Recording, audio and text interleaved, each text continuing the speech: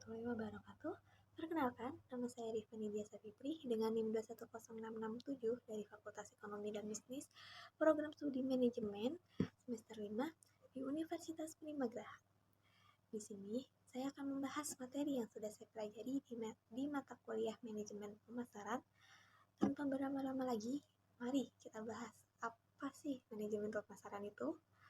Manajemen pemasaran adalah penganalisisan, perencanaan, pembimbingan, pelaksanaan, dan pengawasan yang menimbulkan pertukaran untuk memenuhi keinginan serta kebutuhan konsumen dengan tujuan saling menguntungkan dan menjadikan pasar sebagai sarana yang potensial. Di dalam manajemen pemasaran juga terdapat konsep pemasaran yang terdiri dari konsep inti, dasar, dan konsep umum pemasaran. Konsep inti di sini meliputi kebutuhan, keinginan, permintaan, nilai, kepuasan, dan kualitas. Sedangkan untuk konsep umum pemasaran yaitu pertama, menentukan kebutuhan dasar. Yang kedua, menentukan kelompok pembeli yang akan dijadikan sasaran penjualan. Yang ketiga, menentukan macam produksi dan program pemasaran. Yang keempat, mengadakan penelitian terhadap konsumen. Yang kelima, mengkoordinasikan dan menyesuaikan antara hasil produksi, harga, dan promosi yang tepat. Yang kelima, memenuhi kepuasan konsumen atau pembeli. Yang keenam, mendapatkan keuntungan yang diinginkan oleh perusahaan. Yang terakhir yaitu konsep dasar pemasaran. Terdapat 6 konsep yaitu 1. Konsep produksi. Konsep produksi berfokus pada efisiensi proses produksi yang memenuhi ekspektasi konsumen dan sudah menjadi rahasia umum bahwa konsumen ingin mendapatkan produk berkualitas tinggi tapi dengan harga terjangkau. Kedua, konsep produk. Konsep produk didasari pada keinginan konsumen untuk memiliki produk berkualitas yang dapat berfungsi dengan baik. Oleh sebab itu, sebagian besar konsumen akan mencari alternatif produk inovatif yang tersedia di pasar. Dan yang ketiga, konsep penjualan atau selling adalah usaha perusahaan dalam mengembangkan suatu produk tanpa mempertimbangkan kebutuhan konsumen. Konsep ini memiliki prinsip jika konsumen akan membeli produk mereka jika penjualan dilakukan secara agresif. Keempat, konsep pemasaran menempatkan konsumen sebagai fokus utama dengan cara memahami kebutuhan konsumen dengan menjalankan riset, mulai dari konsepsi produk hingga penjualan. Dan selanjutnya, perusahaan juga akan melakukan penelitian lebih lanjut melalui feedback yang diberikan oleh konsumen. Yang kelima, konsep pemasaran sosial juga berfokus pada kesejahteraan masyarakat. Saat menerapkan konsep ini, perusahaan perlu memperhatikan 3 hal sebelum menetapkan kebijakan pemasaran, yaitu keuntungan perusahaan, kepuasan dan keinginan konsumen, serta kepentingan publik atau masyarakat. Yang keenam, konsep pemasaran global. Pada konsep pemasaran global ini, manajer eksekutif berupaya memahami semua faktor-faktor lingkungan yang mempengaruhi pemasaran melalui manajemen strategis yang mantap.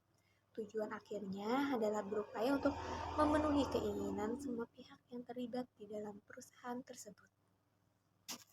Selanjutnya kita akan membahas mengenai perencanaan strategi pemasaran.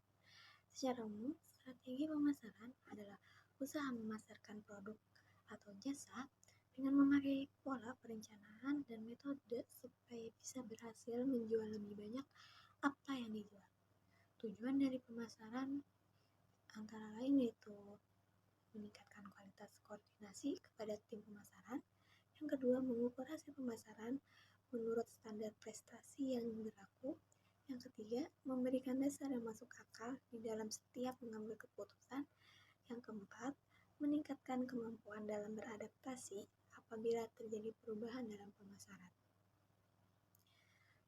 Kemudian ada fungsi atau manfaat dari strategi pemasaran, yaitu pertama, meningkatkan motivasi dalam berpikir jernih ke depan. Kedua, koordinasi pemasaran yang lebih efektif dan terarah.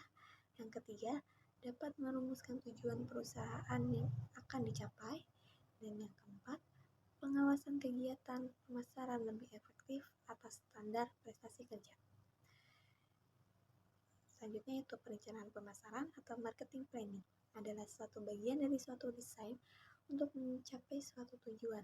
Tujuannya adalah untuk menciptakan nilai bagi konsumen dalam kondisi tetap menguntungkan perusahaan atau dalam konsep pemasaran saat ini suatu hubungan yang saling menguntungkan. Lalu tujuan rencana pemasaran ialah identifikasi dan kreasi dari keunggulan kompetitif. Perencanaan pemasaran ini merupakan bentuk nyata dari perusahaan untuk memberikan tanggapan strategis terhadap pola persaingan global yang berubah, yaitu terdiri atas penyesuaian ukuran bisnis, perubahan lingkup produk dan atau pasar, atau penciptaan hubungan jaringan kerja yang baru dengan organisasi-organisasi lain.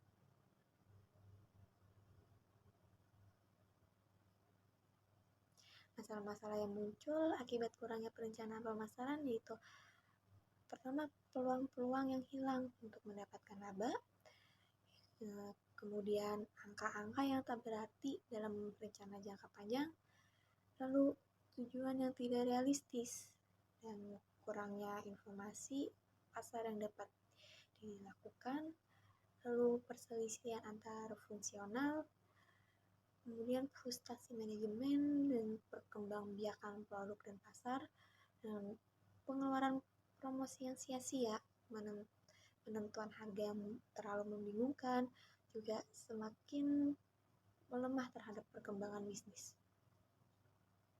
Selanjutnya yaitu langkah-langkah pokok dalam rencana pemasaran. Yang pertama, melakukan analisis situasi. Analisis yang dilakukan dalam tahap ini ialah analisis SWOT, yaitu strength, weakness, opportunities, dan threats. Analisis ini mencakup peluang dan masalah yang ditimbulkan oleh tren situasi, pembeli, pesaing biaya, dan regulasi. Selain itu, termasuk pula di dalamnya ialah kekuatan dan kelemahan yang dimiliki perusahaan. Yang kedua, menetapkan tujuan atau sasaran. Tujuan dirumuskan secara spesifik dan mengidentifikasi tingkat kinerja yang diharapkan untuk dicapai organisasi pada waktu tertentu di masa mendatang, dengan mempertimbangkan realitas masalah dan peluang lingkungan serta kekuatan dan kelemahan perusahaan. Yang ketiga, menyusun strategi dan program berdasarkan tujuan yang telah ditetapkan. Pengambilan keputusan, kemudian merancang strategi, tindakan jangka panjang untuk mencapai tujuan, dan program tindakan jangka pendek spesifik untuk mengimplementasikan strategi. Selanjutnya yaitu sistem informasi pemasaran dan riset pemasaran. Riset pemasaran adalah studi mengenai kebutuhan dan keinginan nasabah serta cara-cara agar bank dapat memenuhi kebutuhan tersebut. Riset pemasaran dapat diperoleh dengan cara menugaskan mahasiswa atau dosen pada perguruan tinggi setempat ataupun dapat menyewa suatu perusahaan riset pemasaran. Cakupan riset pemasaran yaitu mencakup riset bisnis atau ekonomi dan perusahaan, penentuan harga, produk, tempat atau saluran produksi, dan terakhir promosi. Sistem informasi pemasaran adalah sistem informasi yang menyediakan informasi yang diterapkan dalam pemasaran. Sistem ini mendukung pengambilan keputusan yang berkaitan dengan bauran pemasaran yang mencakup 5P. Yang pertama, produk atau barang dan jasa. Produk yang dihasilkan dalam perbankan syariah berupa jasa yang memiliki ciri khas yang sesuai dengan nilai-nilai syariat. Yang kedua, place atau tempat yang menjadi sasaran pemasaran. Tempat yang tepat untuk pemasaran dan segmentasi pasar. Yang ketiga, promotion atau promosi yang perlu dilakukan. Sosialisasi dan promosi terhadap produk bank syariah serta jasa layanannya. Yang keempat, price atau harga produk. Penentuan harga jual produk berupa jasa yang ditawarkan dalam perbankan syariah merupakan salah satu faktor terpenting untuk menarik minat nasabah.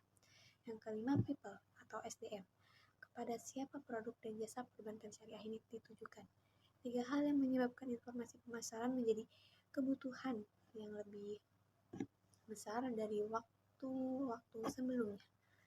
Yang pertama, terdapat perubahan dari pasar lokal ke pasar nasional dan internasional. Yang kedua, adanya transaksi dari pemenuhan kebutuhan pembeli ke pemenuhan keinginan pembeli. Yang ketiga, adanya transaksi dari persaingan yang semata-mata tidak pada harga. Lalu, adapun lingkungan pemasaran adalah lingkungan perusahaan yang terdiri dari pelaku dan kekuatan di luar pemasaran yang mempengaruhi kemampuan manajemen pemasaran untuk membangun dan mempertahankan hubungan yang berhasil dengan pelanggan sasaran. Perusahaan harus terus melakukan pengamatan secara terus-menerus dan beradaptasi dengan lingkungan yang bersifat kompleks dan terus berubah-ubah. Dengan mempelajari lingkungan, perusahaan dapat menyesuaikan strategi perusahaan untuk memenuhi tantangan dan peluang pasar yang baru. Lingkungan pemasaran terdiri dari lingkungan mikro. Lingkungan mikro pemasaran merupakan pelaku yang dekat dengan perusahaan dan mempengaruhi kemampuan perusahaan untuk melayani pelanggannya. Lingkungan mikro pemasaran ini terdiri dari perusahaan, pemasok, perantara pemasaran, pasar pelanggan, pesaing, dan masyarakat. Lalu, adapun lingkungan makro pemasaran merupakan kekuatan sosial yang lebih besar dan memengaruhi lingkungan mikro pemasaran. Lingkungan makro pemasaran terdiri dari lingkungan demografis, ekonomi, alam, teknologi, politik, dan budaya. Kemudian terdapat juga pasar konsumen, adalah pasar yang dimana pembelinya adalah individual yang membeli produk untuk digunakan atau disewakan. Tujuan pemasaran adalah memenuhi dan memuaskan kebutuhan dan rangsangan serta keinginan pelanggan sasaran.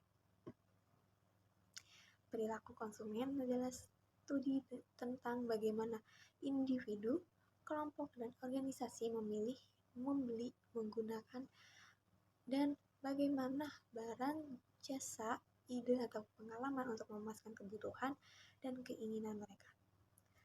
Faktor perilaku pembelian yaitu faktor budaya, faktor sosial, faktor pribadi, dan juga faktor psikologis.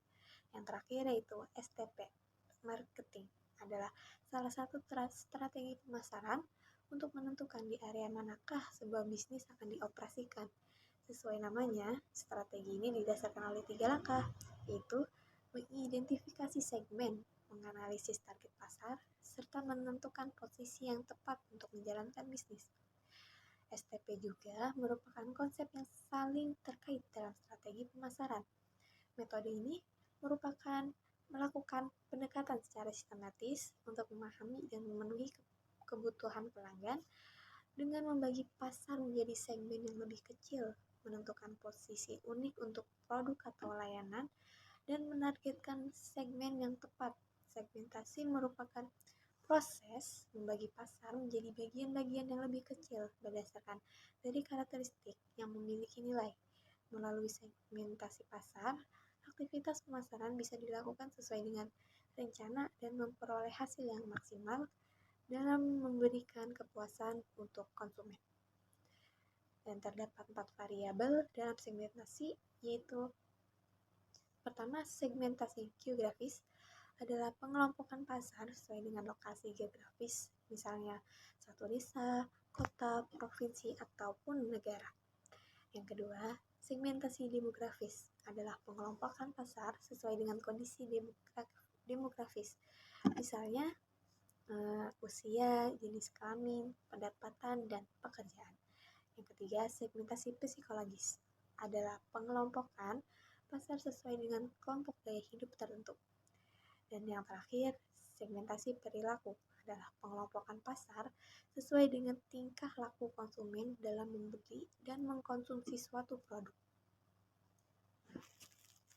Setelah melakukan segmenting dan mengetahui kelompok pasar, perusahaan kemudian harus melakukan targeting atau menentukan target segmen pasar. Artinya, perusahaan harus mengevaluasi setiap segmen pasar dan menentukan segmen pasar mana yang paling potensial sebagai target pemasaran.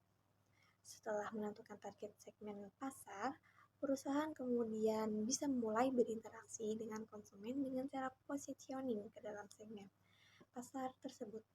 Menurut Renal Kasali, dalam buku berjudul Membidik Pasar Indonesia, Segmenting Targeting Positioning tahun 2007, positioning adalah strategi komunikasi untuk memasuki jendela otak konsumen agar brand mengandung arti tertentu dan mencerminkan keunggulan terhadap produk serta merek dalam bentuk hubungan asosiatif.